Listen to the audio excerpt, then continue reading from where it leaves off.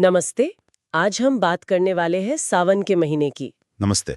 हमारे पास एक स्टडी है सावन मास, भक्ति, संस्कृति और विज्ञान पर आधारित। तो आज हम ना इसी के सहारे सावन के अलग-अलग पहलुओं को समझेंगे।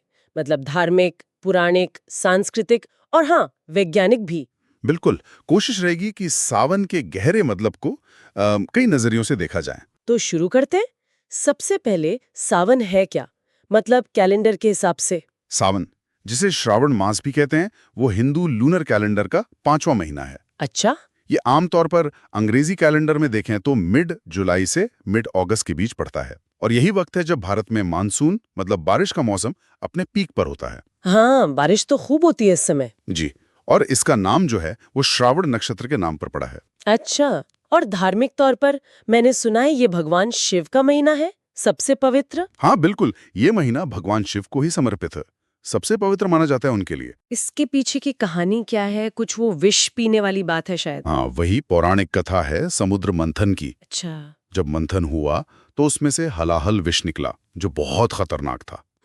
तो दुनिया को बचाने के लिए शिवजी ने वो विष पी लिया, लेकिन उसे गले से नीचे नहीं उतरने दिया। ओह। तो विष उनके गले में ही अटक गया, जिससे उनका कंठ मतलब गला नीला पड़ गया। और तभी से उनका एक नाम नीलकंठ भी पड़ा। अच्छा, नीलकंठ। हाँ, और कहते हैं कि ये घटना सावन के महीने में ही हुई थी। तो ये एक तरह से प्रतीक है कि कैसे शिव ने दूसरों के लिए कष्ट सहा। इसीलिए इस महीने उनकी पूजा का बहुत अहम महत्व है। इसीलिए वो सोमवार के व्रत होते हैं, सावन सोमवार। जी बिल्कुल, सावन सोमवार व्रत सबसे मुख्य चीज है। भक्त उपवास रखते हैं। क्या क्या करते हैं व्रत में? शिवलिंग पर दूध, जल, बिल्व पत्र चढ़ाते हैं। बिल्व पत्र शिव को बहुत प्रिय हैं। हाँ हाँ, वो तो सुना है। साथ में धतूरा, शहद, ये सब भी चढ़ाते हैं। विवाहित महिलाएं अपने पति की लंबी उम्र के लिए प्रार्थना करती हैं, और अविवाहित लड़कियां वो शिव जैसा अच्छा वर पाने के लिए। अच्छा। और व्रत रखते कैसे हैं? मतलब कुछ खाते पीते नहीं? कई तरह से रखते हैं। कुछ लोग बिल्कुल निर्जल रहते हैं, पर वो कठिन है। ज्यादातर लोग फलाहार करते हैं। कुछ लोग दिन में एक बार सेंधा नमक वाला खाना खा लेते हैं। कुछ बिना नमक का खाते हैं। और कुछ लोग तो पूरे महीने ही व्रत रखते हैं, मतलब हल्का सात्विक भोजन करते हैं। इसे संपूर्ण सावन व्रत कहते हैं। पूरे महीने, वाह।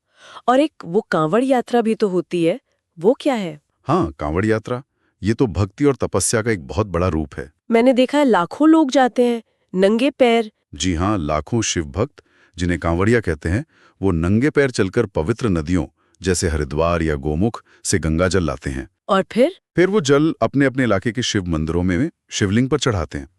ये उनकी आस्था, उनके संकल्प और शिव के प्रति समर्पण का प्रतीक है।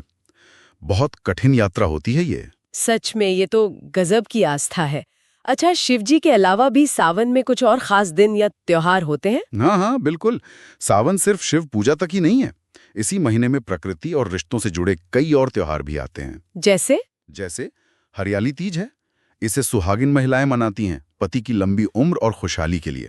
झूले पड़ते हैं, हरे कपड़े पहने रहते हैं। हाँ, तीज का तो काफी सुना है। फिर नाग पंचमी आती है। इसमें सांपों की पूजा होती है। ये प्रकृति के प्रति सम्मान दिखाने का एक तरीका है। नाग पंचमी, ठीक है। और फिर सबसे मशहूर रक्षाबंधन, भाई बहन के प्यार का त्योहार। वो भी अक्सर सावन के महीने में ही पूर्णिमा को पड़ता है। तो ये सब मिलकर सावन को बहुत रंगीन और महत्वपूर्ण बना देते हैं। ये तो है। मतलब एक ही महीने में इतनी सारी चीजें। और क्या ये पूरे भारत में एक जैसा ही मनाया जाता है या अलग-अलग तरीके हैं? नहीं, इसमें काफी क्षेत्रीय विविधता है। जैसे उत्तर भारत में देखें तो कांवड़ यात्रा और मेलों का ज्यादा जोर रहता है। महाराष्ट्र में? महाराष्ट्र में लोग श्रावण सोमवार के व्रत पर ज्यादा ध्यान देते हैं। गुजरात में ज्योतिर्लिंगों के दर्शन का खास महत्व है, जैसे सोमनाथ। और दक्षिण भारत में? दक्षिण में इसी समय को आदि मास भी कहते हैं, और वहां शक्ति पूजा यानी देवी की पूजा का महत्व बढ़ जाता है। बंगाल, उड़ीसा में भी शिव और पार्वती से जुड़ी कथाएं और पूजा होती है। तो ये विविधता भारत की सांस्कृतिक गहराई दिखाती है। सही बात है। और आध्यात्मिक तौर पर इसका क्या मतलब है? मतलब स्पिरिचुअली?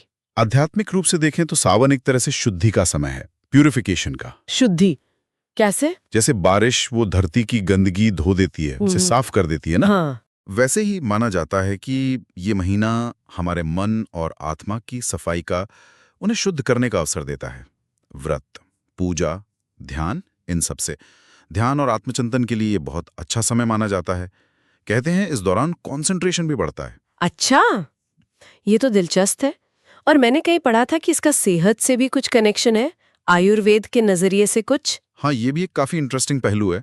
देखिए, मानसून के मौसम में क्या होता है, नमी बढ़ जाती है, सूरज की रोशनी कम होती है। हाँ, होती है। आयुर्वेद मानता है कि इससे हमारी पाचन शक्ति मतलब डाइजेस्टिव फायर थोड़ी कमजोर पड़ जाती है।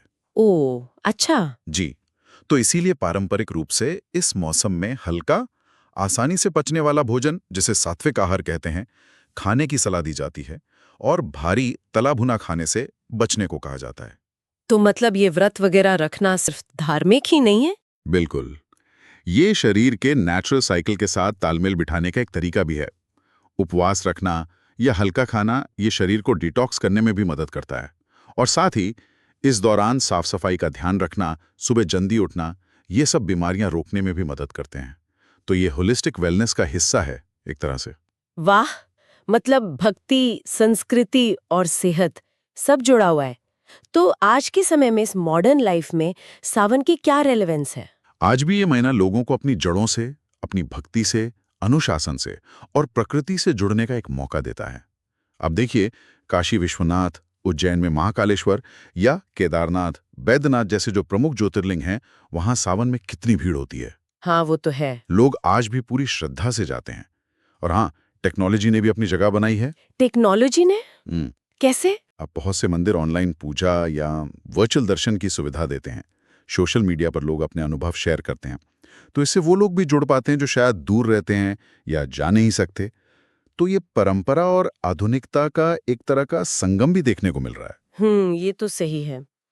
तो अगर हमें सावन का सार समझना हो, तो वो क्या होगा संक्षेप में? मेरे ख्याल से सावन सिर्फ कैलेंडर का एक महीना भर नहीं है, ये एक पूरी आध्यात्मिक यात्रा है। ये भक्ति की, आत्म अनुशासन की, प्रकृति के प्रति आभार जताने की और अपने समुदाय के साथ जुड़ने की यात्रा है। सही कहा। ये हिंदू परंपराओं में बहुत गहराई तक बसा हुआ है और ये दिखाता है कि कैसे आत्मा परमात्मा से, खासकर भगवान शिव से जुड़ना चाहती है। बहुत खूबसूरती से आपने समझाया। और जाते जाते हमारे सुनने वालों के लिए एक सवाल छोड़ जाते हैं। आज का जो ये डिजिटल युग है, इसमें ये सदियों पुरानी परंपराएं जैसे सावन के रीति रिवाज, ये अपना जो मूल आध्यात्मिक सार है उसे बचाए रखते हुए कैसे बदल रही हैं, कैसे खुद को ढाल रही हैं, और क्या ये नए जमाने में कोई नया मतलब भी पा रही हैं? सोचने वाली बात है।